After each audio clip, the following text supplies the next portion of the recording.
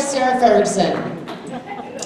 Our next performer is actually a writer, an author, and a coach, and she views chocolate as an entire food group. Please welcome Colucci.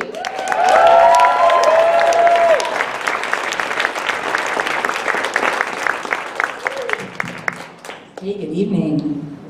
Hey, see you. Wait, are we there? Yeah. So I love animals. I really do. But every time I see that Sarah McLachlan commercial, I'm thinking, what about me? Where is my commercial? Where's the commercial for all the exhausted single moms, right? Yeah, and you know, staring up with sleepy brown eyes into the camera and the voiceover. Every day in America, 10 million moms work 16 hours a day on 4 hours of sleep. Won't you help? I mean, divorce isn't as fun as it looks.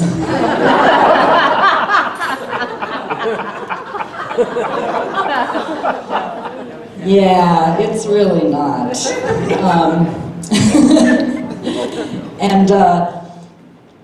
You know, there's something to keep in mind. If you're thinking about getting married, listen up.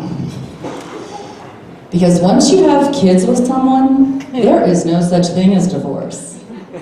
You are bonded together for life. And all you're giving up is the stuff that worked.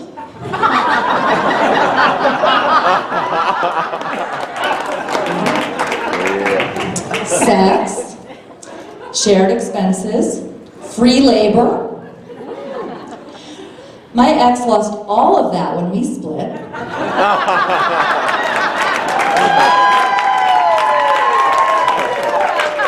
But what he gets to keep is my relentless disappointment and condemnation.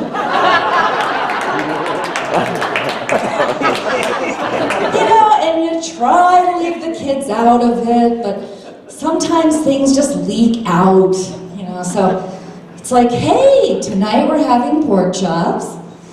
Your stepmother's a selfish whore and I want to stab her eyes out. Who wants juice?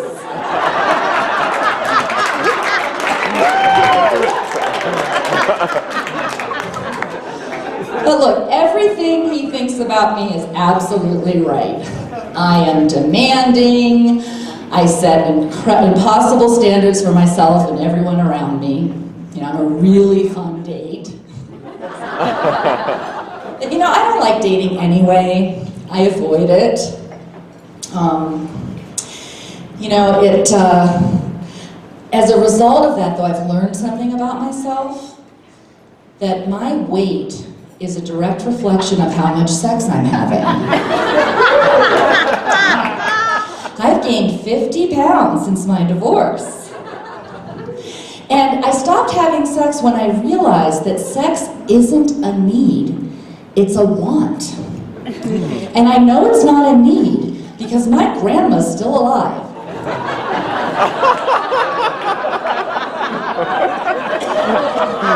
She has not had sex since 1941. At least I think not. She is only 98 pounds. So.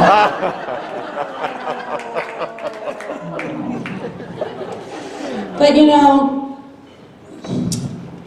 I'm not really into casual sex and I avoid dating, and I guess I've just been hoping that my soulmate is just gonna, you know, find me at home and show up. Like Santa. So I just stay home and hang out by the chimney.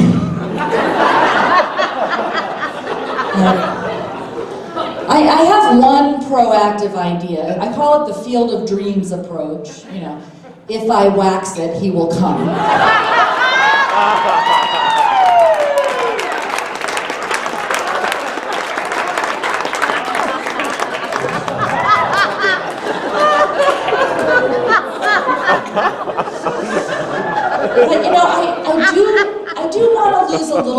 So maybe having meaningless sex is better than no sex at all. I mean, everybody, could use a little companionship every now and then, and, just a quiet evening at home, and afterward, just, thanks for the pizza. Say hi to your mom for me.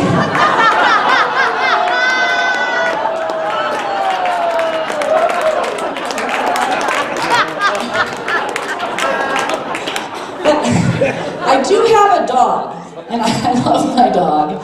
I do. We're having a major issue right now, though. I taught her how to pee on those puppy pad things. I taught her to pee on those. So now she thinks it's okay to pee on anything that's rectangular and white. Yeah, bath mats, towels, checks. And here's the thing, she thinks she's a good girl. She's really trying. And I love her for that. And the really good thing is she'll never pee on a sombrero.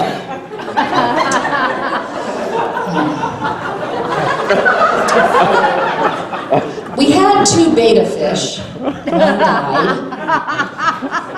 Hey, they don't cry when they're hungry. Okay? It's the same reason I don't have houseplants. And if babies didn't cry, I'd be childless. So anyway, the fish is dead, and my daughter says to me, Mom, how should we get rid of the body? Should we drive it out to the woods? I'm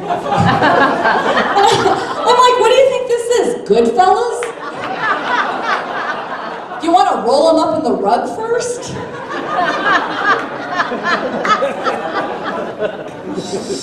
I think Blossom did it. That other fish is crazy.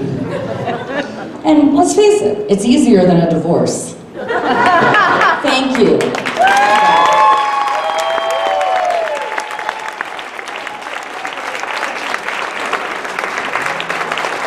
Colucci.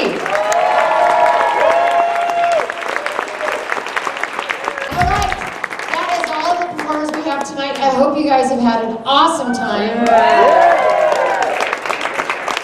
Thank you again for coming out tonight and being so supportive and being so loving toward everybody that was on stage tonight. I'd like to, first of all, say thank you to you, a round of applause for coming down tonight.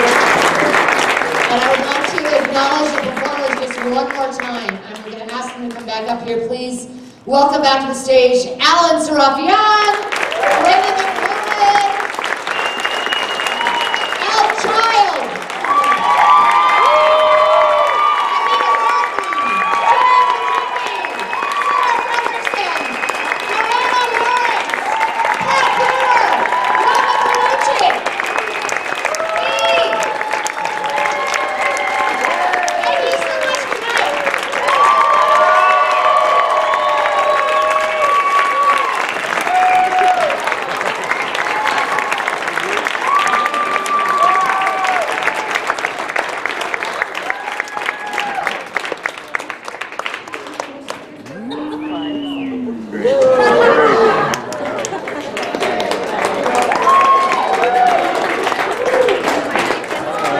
Now I tell Hartley that Pat might know a joke too.